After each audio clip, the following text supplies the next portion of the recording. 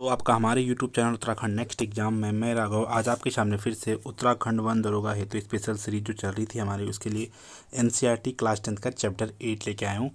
How do organism reproduce, मतलब जीव जनन कैसे करते हैं। ठीक है, तो इससे पहले 7 चैप्टर हो चुके हैं। जिसने वो चैप्टर नहीं देखे हैं वो प्ले लिस्ट में जाके चेकआउट कर सकता है।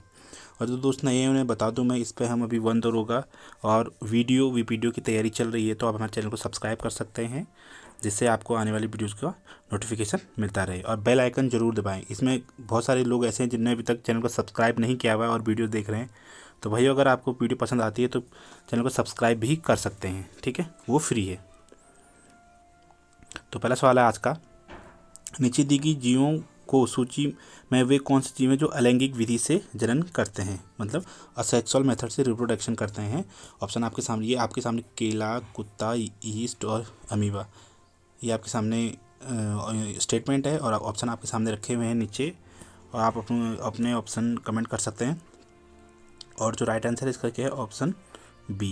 इसका ऑप्शन बी राइट आंसर है कि क्या हुआ, केला हो गया, यीस्ट हो गया और अमीबा, है ना, ये तीनों क्या कर सकते हैं, असेक्सुअल मेथड से रिप्रोडक्शन करते हैं। आपको पता है कुत्ता नहीं कर सकता है। ठीक है, नेक्स्ट है, यहाँ पे सामने तो आपको आंसर मिल रहा है। नेक्स्ट है कि पुष्प में नर और मादा युग्मकों को उत्पन्न करने वाले भाग कौन से हैं, पुंकेसर और परागकोश, तंतु और वर्तिकाग्र, परागकोश और अंडाशय, पुंकेसर और वर्तिका। ठीक है, वही इंग्लिश वालों के लिए कि in a flower the part that produce male and female gametes are stamen and anther, filament and stigma, anther and ovary, stamen and style. देख लीजिए आप, ए बी यहाँ लिखा हुआ है, सी और डी यहाँ पे लिखा हुआ है, और जो दो है इसका राइट आंसर हो जाता है option C, anther and ovary. ठीक है, परागकोश और अंडाशय। ठीक है, नेक्स्ट है कि एक पुष्प में लैंगिक जनन की परिघटनाओं का सही क्रम निम्नलिखित में से कौन सा है। ये आपके सामने ऑप्शन है कि परागकण, निषेचन, नवोद्भिद या भ्रूण, नवोद्भिद, भ्रूण, निषेचन या परागकण। कभी हो सकता है कि आपको हिंदी समझ में ना आए तो इंग्लिश भी पढ़ सकते हैं आप लोग, तो इसलिए आप अपने ऑप्शन पढ़ सकते हैं कि लिखा है pollination, fertilisation, seedling and embryo. और यही ऑप्शन सी देख लेते हैं, पोलिनेशन, फर्टिलाइजेशन, एम्ब्रियो और सीडलिंग। ऑप्शन डी है एम्ब्रियो, सीडलिंग, पोलिनेशन और फर्टिलाइजेशन। ठीक है, पोलिनेशन और फर्टिलाइजेशन। ठीक है, तो जो 3 है इसका राइट आंसर हो जाता है ऑप्शन सी। ऑप्शन सी क्या है, परागण, निषेचन, भ्रूण और नवोद्भिद। ठीक है, नेक्स्ट है,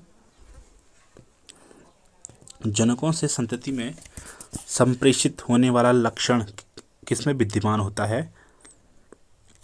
ऑप्शन ए है कोशिका द्रव्य में, ऑप्शन बी है राइबोसोम में, गोल्जी कॉय में या जीन में, है ना, साइटोप्लाज्म, राइबोसोम, गोल्जी बॉडी या जीन। एंड जो 5 पे इसका राइट आंसर हो जाता है ऑप्शन डी। और ये बेसिक क्वेश्चन है, ये सभी को पता होगा। ठीक है, नेक्स्ट है, जनकों से संतति में संप्रेषित होने वाले लक्षण क्या प्रदर्शित करते हैं। ठीक है, केवल जनकों में से समानता दिखाते हैं या केवल जनकों से विविधताएं दिखाते हैं, जनकों के साथ समानता या विविधता दिखाते हैं, ना समानता और ना विविधता। और जो 6 हो जाता है इसका राइट आंसर क्या है, ये समानता भी दिखाते हैं और विविधता भी दिखाते हैं, मतलब both similarities and variation with parents. ठीक है, ये इंग्लिश वालों के लिए है। अगर दोस्तों आपको हमारा इंग्लिश और हिंदी का मेथड पसंद आ रहा है तो वीडियो को लाइक कर सकते हैं। आप लोग वीडियोस देखते हैं, लाइक नहीं करते हैं, तो एक लाइक तो बनता है भाई आप लोगों की तरफ से। 7th है कि अमीबा, स्पाइरोगायरा और यीस्ट में जनन की सामान्य विशेषता क्या होती है। ऑप्शन ए है ये लैंगिक रूप से जनन करते हैं, ऑप्शन बी है ये सभी एक कोशिकीय होते हैं, ऑप्शन सी ये केवल यौगिक लैंगिक रूप से जनन करते हैं, और ऑप्शन डी क्या है, ये सभी बहुकोशिकीय होते हैं। ठीक है, वही इसी हिसाब से आप इंग्लिश वाली पढ़ सकते हैं। A feature of reproduction that is commonly to amoeba, spirogyra and yeast is that. Option आपके सामने रखे हुए हैं, और जो 7th है इसका राइट आंसर हो जाता है option A, they reproduce asexually, है ना। क्या 7वें का राइट आंसर क्या है, ऑप्शन ए, ये लैंगिक रूप से जनन करते हैं।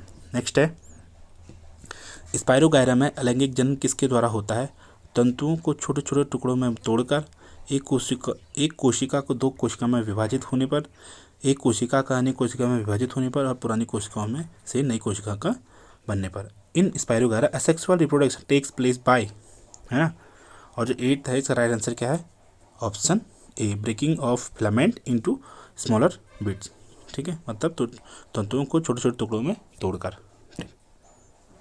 नेक्स्ट है प्लाज्मोडियम में एक कोशिका के अनेक कोशिकाओं में विभाजित होने की क्षमता को क्या कहते हैं? मुकुलन बोलते हैं, न्यूनकारी विभाजन बोलते हैं, द्विविभाजन बोलते हैं या बहुविभाजन बोलते हैं।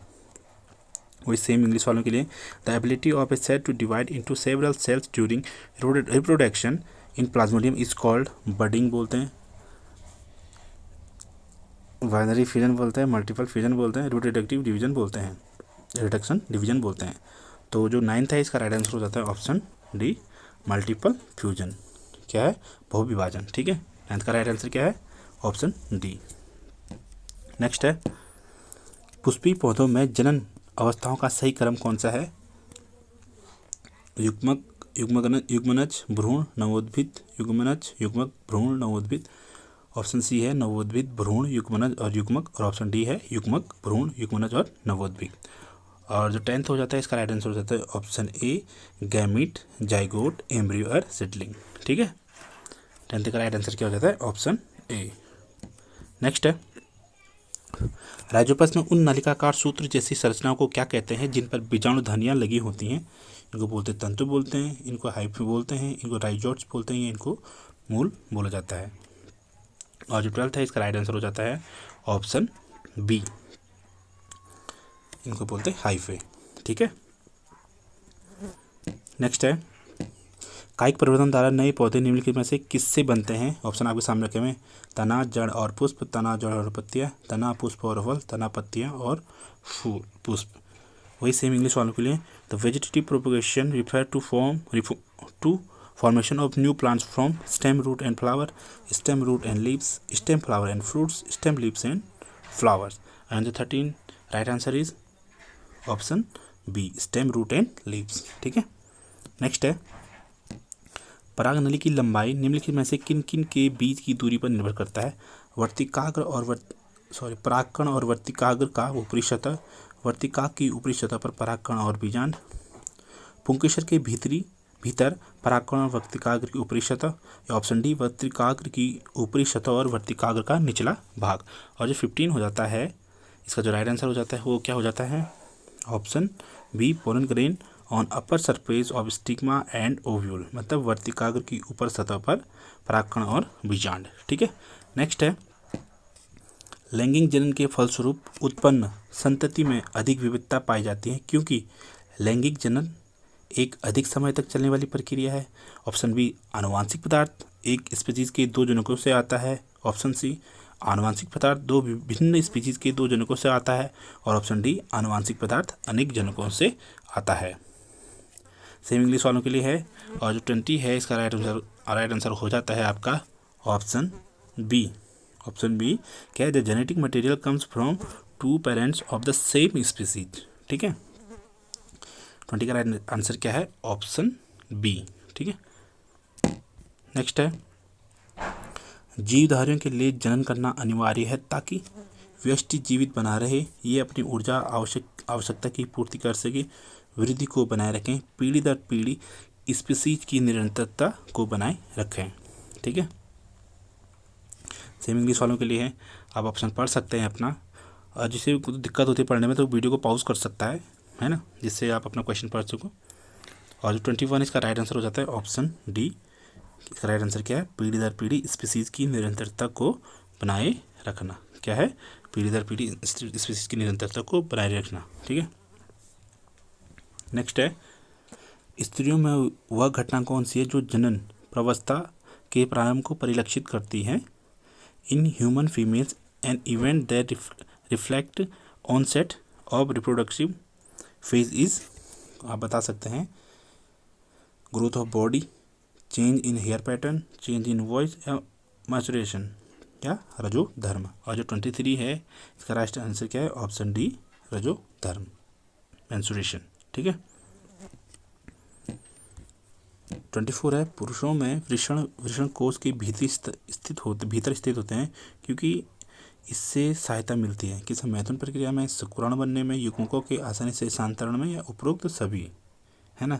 वही सेम इंग्लिश वालों के लिए भी है। और जो 24 है इसका राइट आंसर हो जाता है ऑप्शन बी। ऑप्शन बी इसका राइट आंसर है कि फॉर्मेशन ऑफ स्पर्म। ठीक है।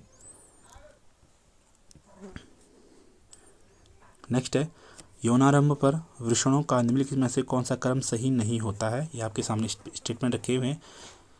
जनन कोशिकाओं का निर्माण, ऑप्शन बी है टेस्टोस्टेरोन का स्राव, ऑप्शन सी है अपरा का विकास, ऑप्शन डी है एस्ट्रोजन का स्राव, है ना। सेम वही इंग्लिश वालों के लिए है। और जो 25 है इसका राइट आंसर हो जाता है ऑप्शन सी। क्या क्या है कि अपरा का विकास और एस्ट्रोजन का स्राव, मतलब डेवलपमेंट ऑफ प्लेसेंटा या सेक्रेशन ऑफ एस्ट्रोजन, ठीक है।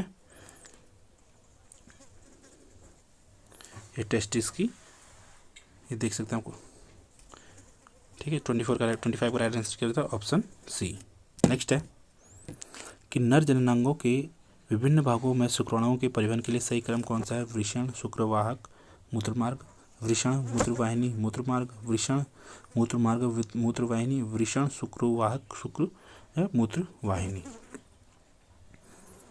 सेम इंग्लिश वालों के लिए भी, the correct sequence of organ in the male reproduction system for transport of sperm is testis, vas deferens, urethra. ये आपके सामने सेम ऑपरेशन वो लिखे, टेस्टिस यूरेथ्रा, टेस्टिस यूरेटर और टेस्टिस वाज डिफरेंस और यूरेटर। एंड जो 26 का राइट आंसर है वो ऑप्शन ए, वृषण, शुक्रवाहक और देन मूत्र मार्ग। नेक्स्ट है, निम्नलिखित में से कौन सा रोग यौन संचारित नहीं होता है। सिफिलिस, हेपेटाइटिस, HIV, गोनोरिया, ठीक है। Which among the following disease is not sexual transmitted. Syphilis, hepatitis, HIV और गोनोरिया। एंड जो 27 का राइट आंसर है वो क्या है ऑप्शन बी। ये हेपेटाइटिस जो है रोग संचारित ये यौन संचारित रोग नहीं होता है। 27 का राइट आंसर क्या है ऑप्शन बी। दोस्तों ये आंसर है। आप इन जो क्वेश्चन पढ़ाए गए हैं उसके आंसर देख सकते हैं आंसर की में, जिससे आपको फ़ायदा मिलेगा। अगर आपको वीडियो पसंद आए तो प्लीज़ वीडियो को लाइक ज़रूर करें और अपना कमेंट देते रहें, जिससे हमें पता चलता रहे कि हम सही हैं या गलत हैं। जो भी गलत होता है आप बताते रहें हमें, ठीक है दोस्तों। तो मिलता है आपको नेक्स्ट वीडियो में। और जिसने अभी तक चैनल को सब्सक्राइब नहीं है तो किया है तो भाई सब्सक्राइब कर सकते हैं आप लोग, ताकि हमें भी मोटिवेशन मिलती रहे। और मिलते हैं आपको नेक्स्ट वीडियो में, तब तक के लिए जय हिंद, जय उत्तराखंड।